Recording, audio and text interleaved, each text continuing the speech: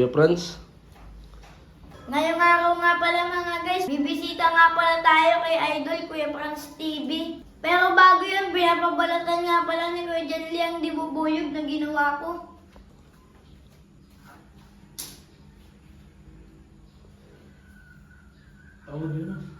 Jonas, oh. Lalong cute. Ganda ng ulo mo, boy. Ganda ng ulo, Jonas. Ganda ng ulo. Uloon.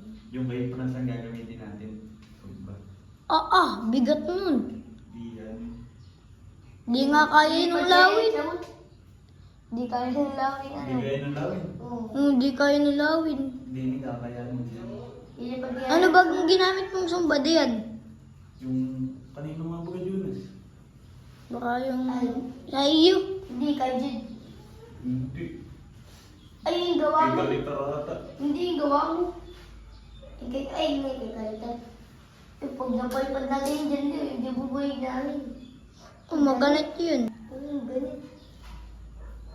Lilipad kaya yan? Hindi na makawakan eh. Lilipad kaya yan? Ang ganit. Baka mapahiya tayo kay Kuya Franz. TV. Lilipad kaya yan? Lilipad yan. Nagsasabi. O gumawa ay.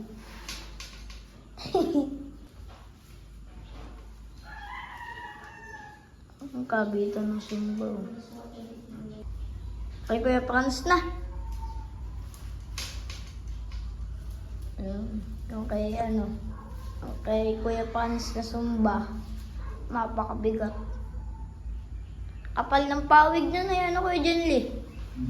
Sayang to mga guys. Dadalhin din namin to mga guys. Nabali. Pero may kapalit naman daw sabi ni Kuya. Tulas. Hindi so. Maling-bali. Dadalhin din namin to. Kaya Kuya Franz TV. Kuya Franz TV. Ay, paano doon po? May kabiyak? Oo. Baka pagkatugpo. Ano kayo Janly? Hindi, may kabiyak na lang po doon. Wala. Pad kaya yan, Jonas?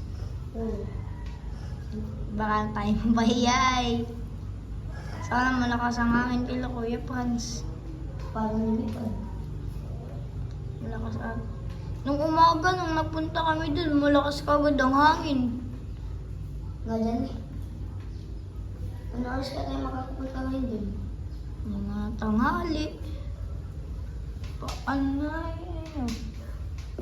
Ikaw gabi pumunta. Ano oras kayo pumunta? Hindi, gabi. Hindi yung gabi. Madaling araw. Ano oras kayo pumunta dun? Nakakating. Mga nasa 6 or 7. 6, 7.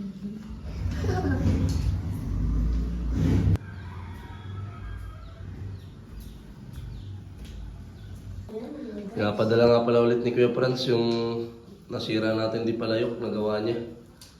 Papalitan daw niya ng isang baskagan. Sayang na sayang to. Ganda pa man din lumipad dito eh. Putol dito. Sayang.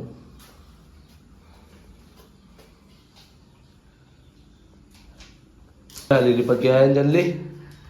Baka mapahiya kayo dun. Daming mga bata nagpapalipad dun. Baliktad kayo dyan, Lee. Dapat yun na yun nandito. Kinayasan mo yun nandito ay. Luluto nga pala tayo ng pansit. Ang baon natin papunta kila Idol Kuya Franz. Dahil nakakagutom pag nasa biyahe. Dito yung dito. Wala nga rin pala tayo kay Kuya Franz na biko. Ayan o. Okay na rin siguro to na kunting pasalubong natin kay Kuya Franz. Mas ng ulan kanina. Baha dito sa terrace namin. Mas ng ulan. Buti na lang tumila ng ulan. Hanggang dito na lang muna mga guys. Bye-bye!